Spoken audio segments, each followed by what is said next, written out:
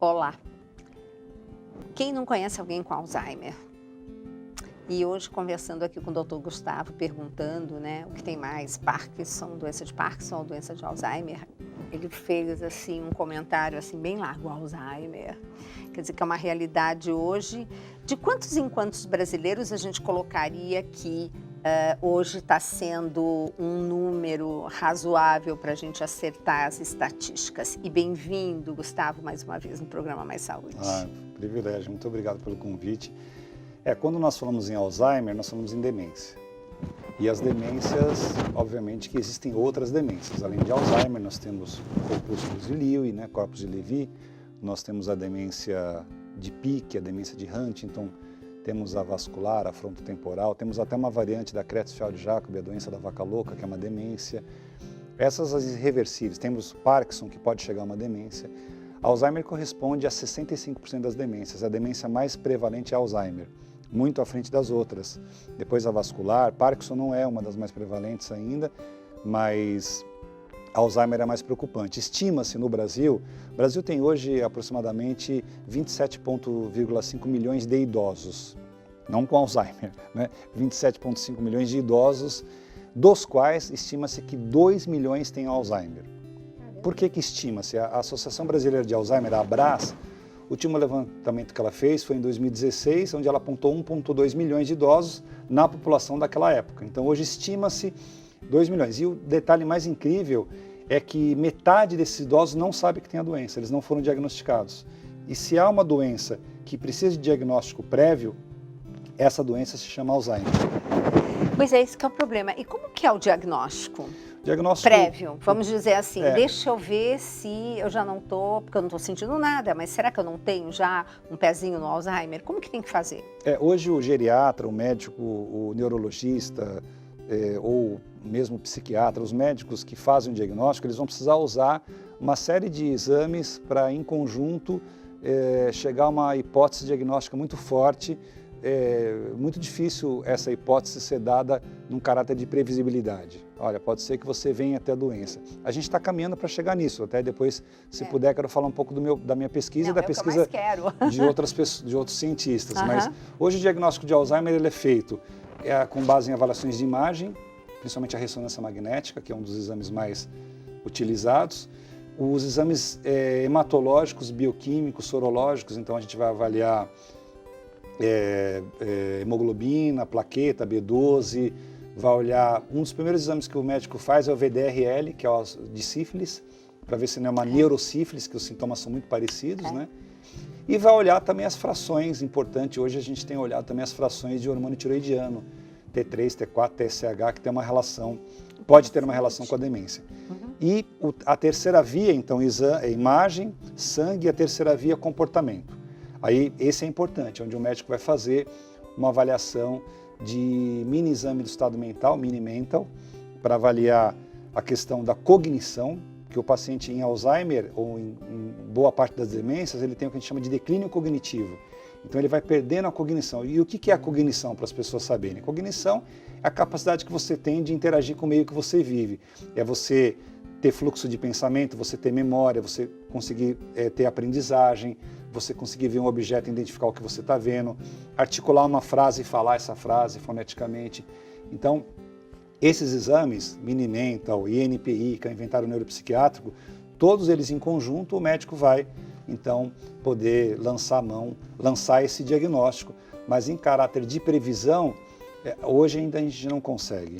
Agora, você dedicou um tempo maravilhoso num trabalho que, inclusive, foi para congresso e tudo mais, através da saliva. Você explica um pouquinho para os nossos telespectadores o que você buscou nesse exame da saliva, o que você gostaria de encontrar e queria ajudar nesse diagnóstico. Perfeito. Nós começamos o estudo com biomarcadores. O que são biomarcadores? Algum tipo de substância, alguma coisa que você tem no teu sangue ou num fluido, na saliva, enfim, no líquor, que você possa identificar uma doença, né? Então, nós começamos com biomarcadores em 2007 e aí de 2012 para cá a saliva.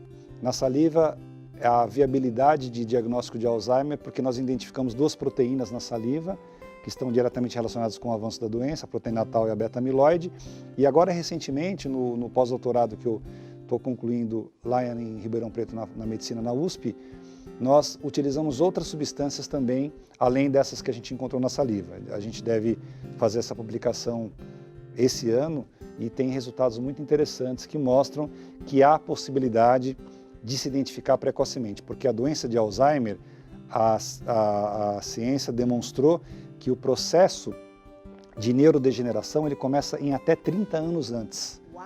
Então você começa a ter o acúmulo das placas, a formação dos emaranhados neurofibrilares que provocam a morte do neurônio, dos neurônios, em até 30 anos antes. Então a ideia hoje é tentar o diagnóstico precoce para poder começar a tratar antes. E nisso, o exame de imagem não seria padrão ouro?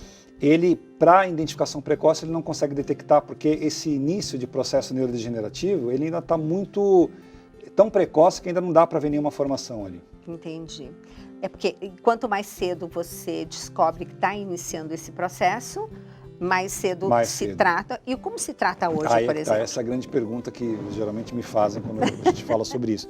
Hoje nós não temos um tratamento para curar, nós temos um tratamento para poder melhorar a qualidade de vida, para poder retardar o progresso da doença. Então hoje existem drogas, tem 4 drogas importantes que são utilizadas pelo médico, a rivastigmina, o donepezil e a galantamina, que são inibidores de esterase, e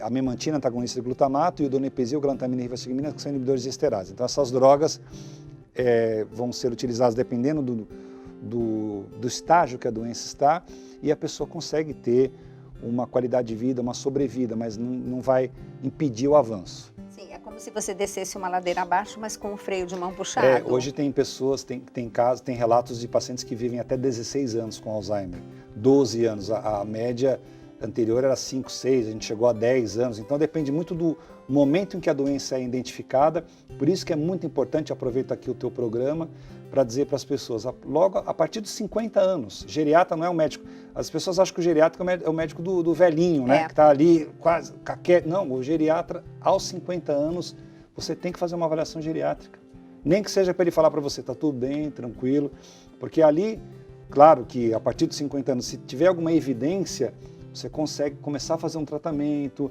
não só com esses medicamentos, mas com outros que podem atenuar outros problemas que estão envolvidos com a doença neurodegenerativa, como o estresse oxidativo, enfim, você consegue dar uma saúde melhor para o teu cérebro, né? Aí você vê aí onde a nutrição também pode ajudar, né? Quer dizer, a gente não tem uma evidência, né, para variar, né? Mas nem precisa, é só esse caso. E outra coisa que eu queria muito abordar, porque eu bato muito na tecla que saúde no dia a dia é uma perna, nutrição, mas a outra é atividade física. Fala um pouquinho dos benefícios. A atividade física é interessante porque quando a gente começou a falar de atividade física lá nos anos 50, né, com o método Cooper, né, que graças ao Cooper, que foi o cara que um americano, lá no exército, aí as pessoas, vou fazer um Cooper. Então o Cooper passou a ser a caminhada matinal, tal, maravilha, as pessoas vão para a academia para ter uma barriga tanquinho, para poder ir para a praia, vale, mas a gente também descobriu isso de pouco menos de 10 anos para cá, que a prática de exercícios ela estimula a formação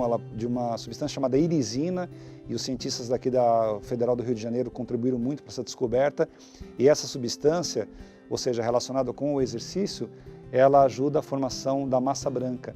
Então ela impede também, ela ajuda, ela cria uma blindagem contra doenças neurodegenerativas. Também não quer dizer que você tem que ir agora lá na esteira, correr 10 quilômetros, correr 5 horas e falar, agora eu estou moderado, moderado. Mas a atividade física ela é uma excelente proteção para doenças neurodegenerativas.